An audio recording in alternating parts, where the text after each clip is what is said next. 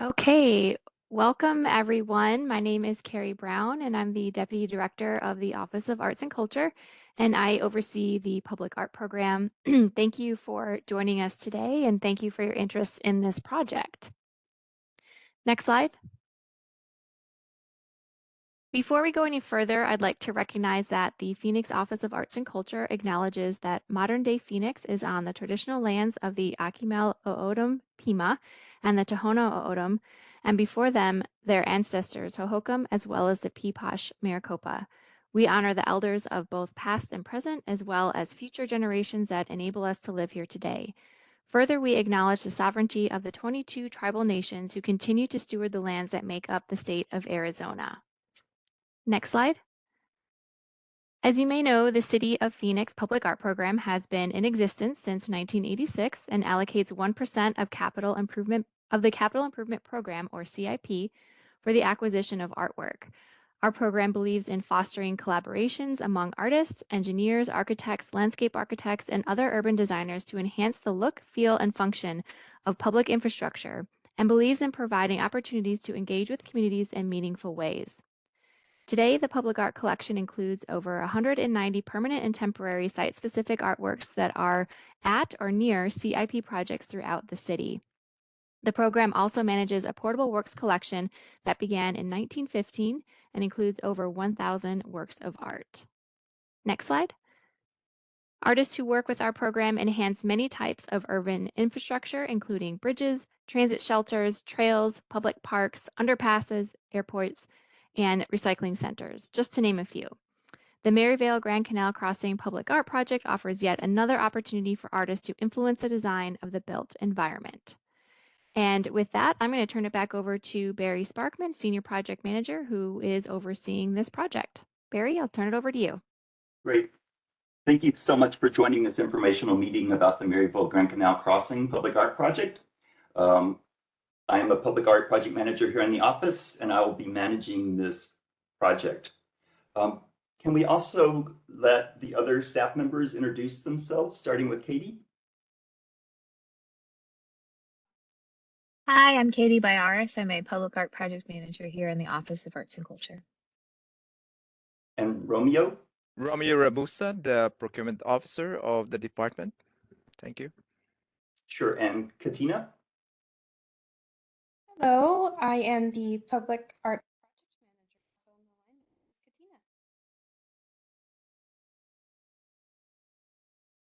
Katina. I think she's having audio problem this morning. Katina is also a Public Art Project Manager here in our office. And did I miss anyone?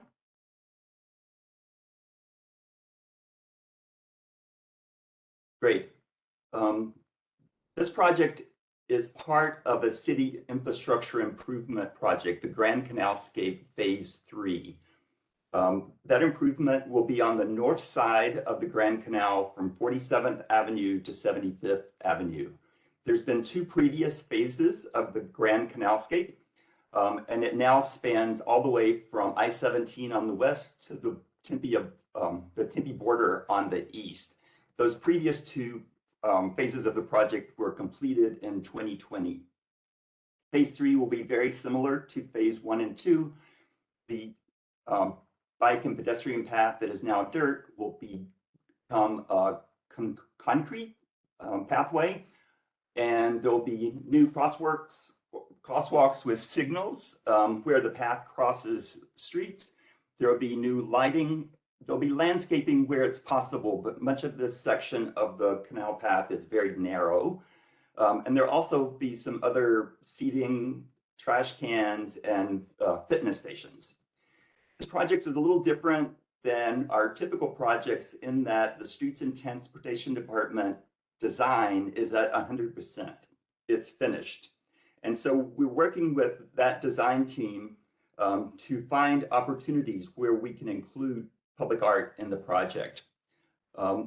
This is not the way we typically work, but it's still a great situation. We're optimistic that we'll get some great public art. Just the last couple of years have been really challenging, as you know. So we've ended up in the situation where we're bringing an artist on board when the design is already 100% complete.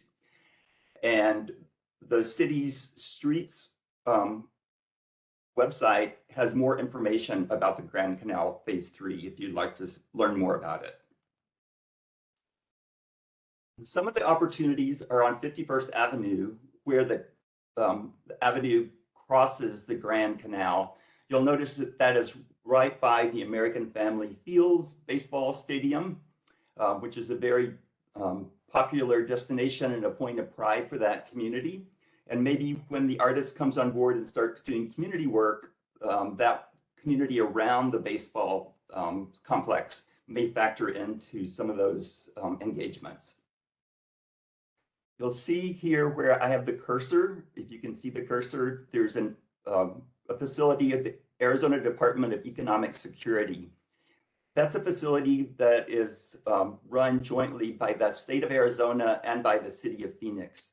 Because of the new crosswalks and other infrastructure that are going on there on the north side of the canal, the parking lot here will be reconfigured and there will be a rectangular area of landscaping.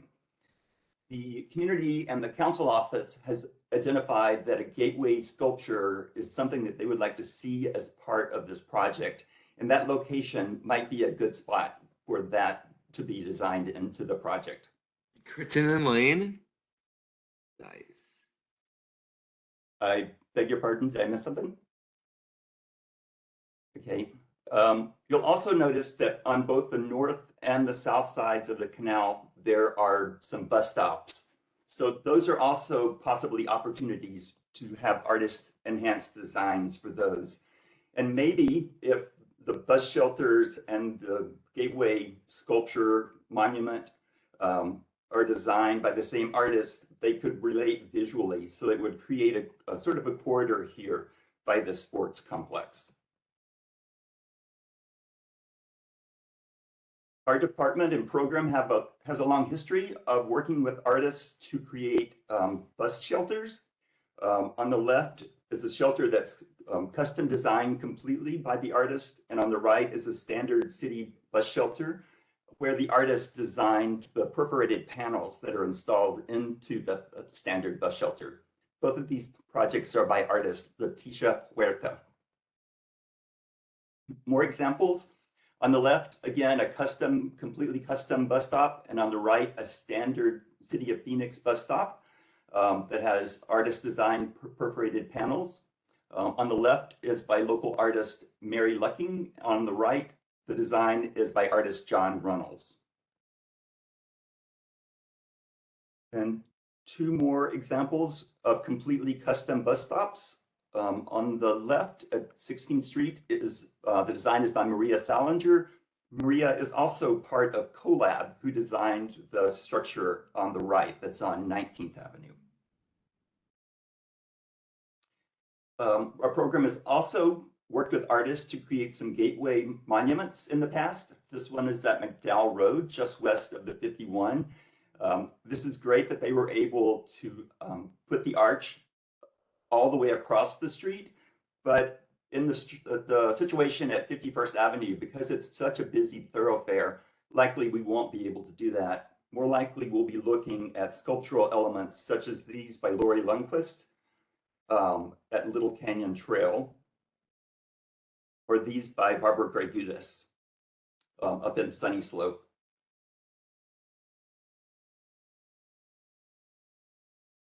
Another opportunity that we've worked with the streets department to identify, as I mentioned, much of the canal pathway, the area between the edge of the canal and the private property is really small. But in this area between 55th Avenue and 57th Avenues, it's much wider. And you can see that I've sort of drawn a circle around the area that I'm speaking about.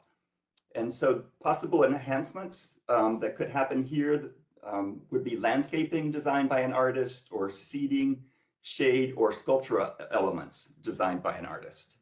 And I also have a street view of this to give you a better sense of what it would look like. This is the view from 55th Avenue. And you can see, again, I sort of lassoed the area so you could see where the artist could impact this project. Adjacent to the canal is where the Streets and Transit Department has already designed the cement pathway that will go in. So very likely the artist would be working up to that area rather than impacting the current design.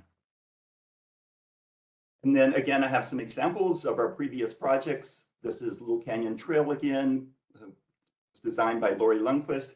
You can see that she impacted the cement sidewalks and created planters with seating walls, and also worked with the landscape architect on the project. This is part of one of the phases of previous phases of the Grand Canal project. This is by artist Michael Singer. This is a cement cast shade structure.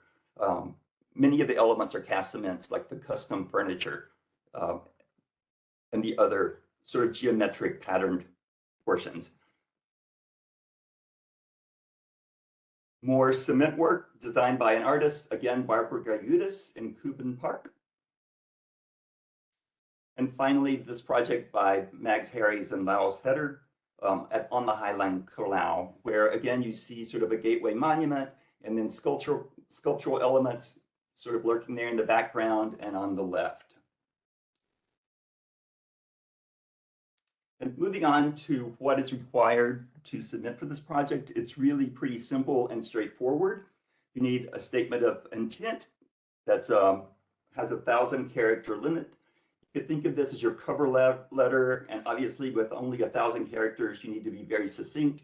You describe why you're interested in this opportunity and highlight the experience that you have that makes you qualified for it. Next, you need a resume that has a 3-page limit.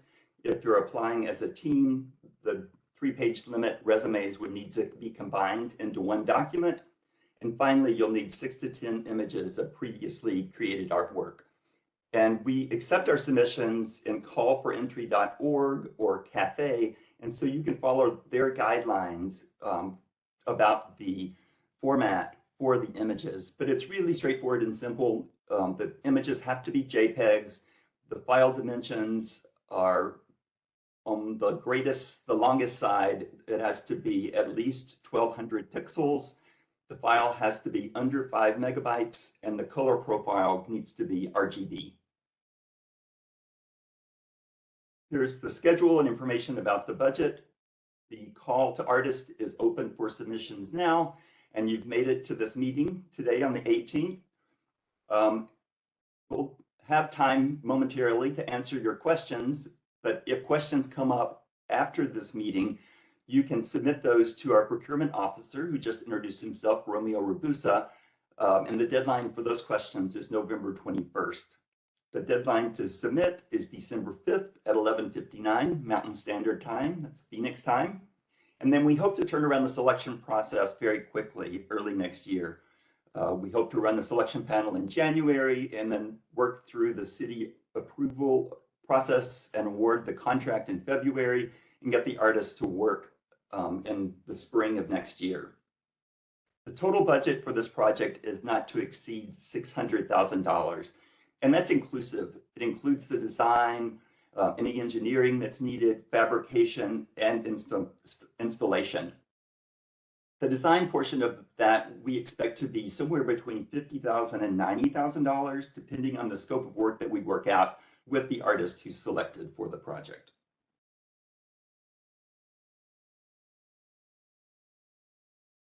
When we convene the selection panel, we will be getting 5 to 7 members to join to participate in that selection process.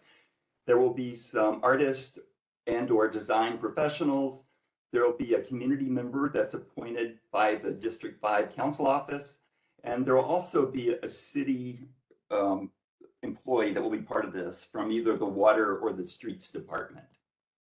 The selection will be based on the criteria that you see there, the demonstrated artistic quality of previously completed artworks, the potential for the artist to create an impactful design for the project with their work, and then the experience the artist has in collaborative design work and community engagement. That is, has the artist worked with design teams in the past and done other community kind of work as part of their projects and their work.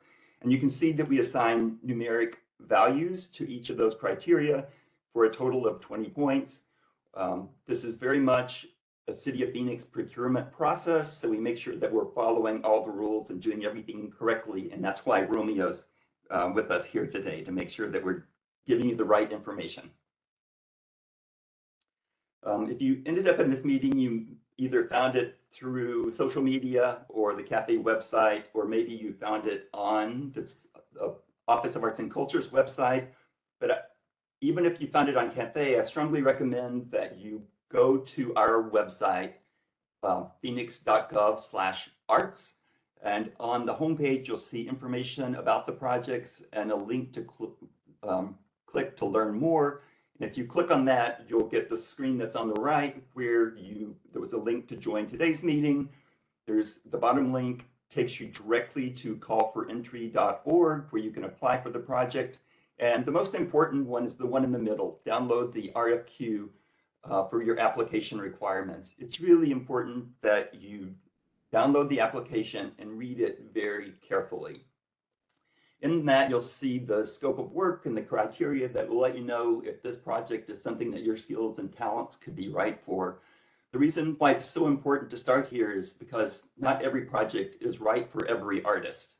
For example, if we say in an RFQ that we're looking for an artist who specializes in two-dimensional media and has experience working with the community, and you're a printmaker who's never made public art, but maybe you have experience working with large groups, teaching workshops, then you could be just right and perfect for the project and you should apply.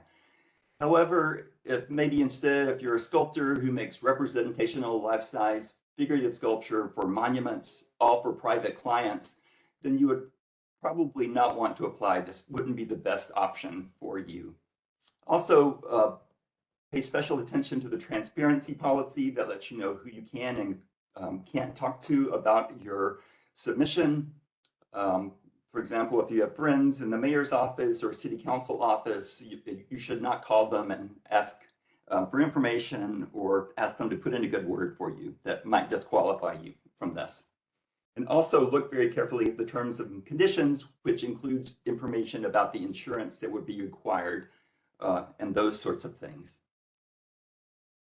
And the most important tip that I'm going to give you today is that your images are the most important parts of your application. So make sure that you're using the best photographs that you possibly can. Hire a professional photographer if you can. I have a couple of examples. This is a great photo that shows the work very clearly. The lighting is great. There's no distraction in the background, and there's some people in there giving a sense of scale of the project. Another one of the tips, and something that we see frequently, is artists taking selfies with their artwork and submitting images of that. We don't recommend that at all. But it's okay to have these sort of ambiguous figures in for scale. And if you're hiring a professional photographer, you should definitely credit the photographer. Here's an example of what you shouldn't do. This is a photograph of that same shade structure from a different angle, and you'll notice that it's either out of, it's low resolution or blurry or just out of focus. And when I look at this photograph, because the background is so distracting, I'm much more interested in those orange architectural features and the red car in the background than I am the shade structure itself. So avoid those busy backgrounds. And importantly, I know that you have lots of great work and there's a limit to how many images you can submit. You can't give us more than 10.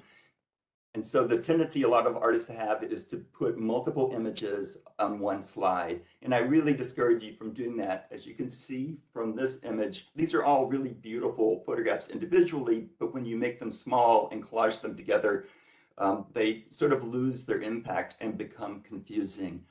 And especially because at this point, we are still having virtual selection panels. So it's not like we're projecting these images on a wall so they're really big. The panelists are at home looking at them on a screen. And also, I discourage you from putting text on your slides. When you're submitting your images in Cafe, there's an opportunity to add all of the information about the artwork there. And when the panelists are looking at the images, they can hover over the image and there'll be a pop-up with all of that information. It doesn't need to be part of the slide image itself. At this point, I'm going to take a break from the presentation, open it up for questions. The remainder of the presentation is just a step-by-step instructions for how to submit to Cafe. So if you've already have a Cafe account or familiar with that process, you don't need to stick around after the questions. And I'll remind you that if questions come up after today's meeting, Romeo's email address is here. You can email him those questions. And the deadline to get the questions to him is November 21st at noon.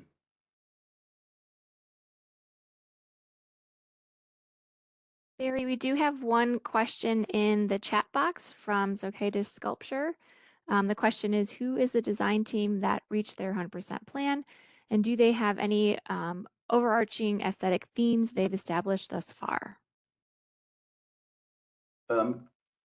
We are working with the project manager from the design team, but we haven't met with the team yet. So Katie, unless you know that, I don't know that, but I think that information is likely on the streets website for the Grand Canalscape Phase 3. And I would say that any aesthetic themes that that team has established for this site might not have much impact on the art opportunities that have been identified here. Obviously, the selected artists will have access to those plans and that information. But I don't think that anything that's been designed already will have any sway over the selection panel's decision of the artist here. So we would probably recommend that you just apply with your best photographs and your best work in accordance to what the opportunities are. And again, this Phase 3 is the continuation of Phase 1 and 2. So I don't know if you've walked on the canal path in any of those other areas, but the design is nice, but it's really just straightforward. There's really nice wide sidewalks. There's lighting along the way, but it's really sort of industrial, vandal-proof lighting. The landscaping is with desert plants, but it's really pretty minimal. They did etch the names of the streets at the crosswalks there. So it's very comfortable and very nice, but the overall artistic aesthetics was not part of the design, except when there was an artist involved in the previous phases.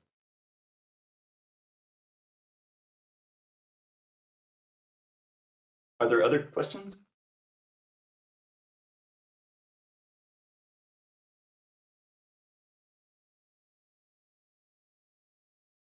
Then, if not, I will share my screen again and continue with how to apply in Cafe.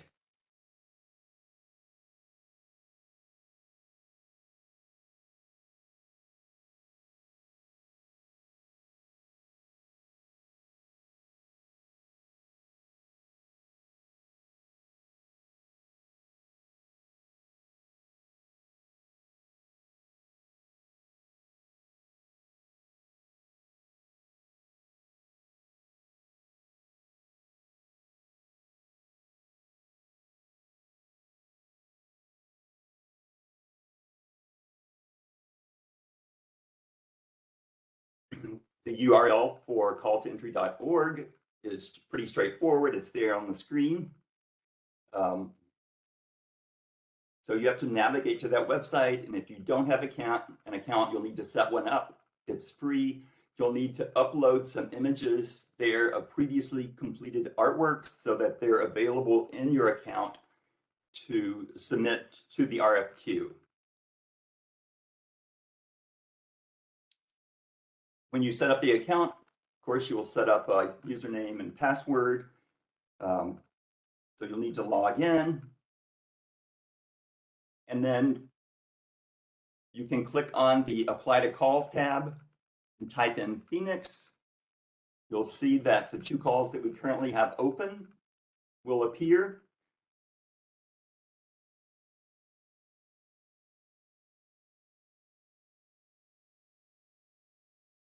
Sorry, I'm having technical difficulty here. So you navigate down to the one you want to apply for, the Maryvale Grand Canal Crossing Project, and click Apply Now. First thing that you'll see is that information that's in the RFQ. The entire RFQ is there. You will have to agree to the terms and conditions that are in the RFQ in order to continue with your submission. So here you would click Agree. Your WebEx assistant is trying to be very helpful. And the first thing that you'll come to when your submission are the forms questions, the statement of intent that I mentioned previously. I would recommend that you type up your statement of intent in words so that you can have a word count and spell check and all those things. And then when you're happy with it, you can cut and paste it into Cafe. And then below that is the upload for your resume. Again, that's a 3-page limit. Then you select the artwork that you would like to submit.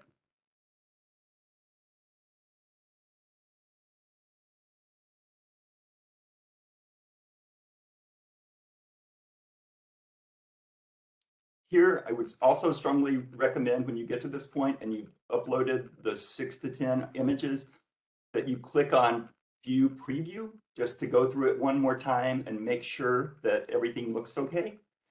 You can go back and correct things if you're not happy at that point.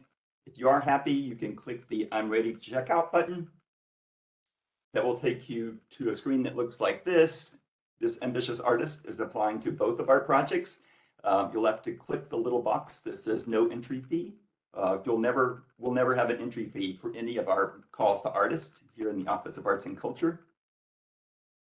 And then you click the button Proceed to Checkout. You can review it one more time and then submit your entry.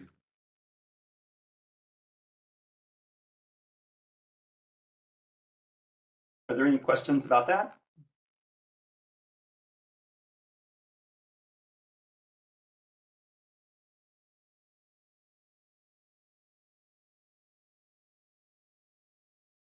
If questions do arise, again, you can send them to Romeo Rabusa. We will be posting any questions that we receive on a fact sheet that will be on our website. Thank you all for joining us today.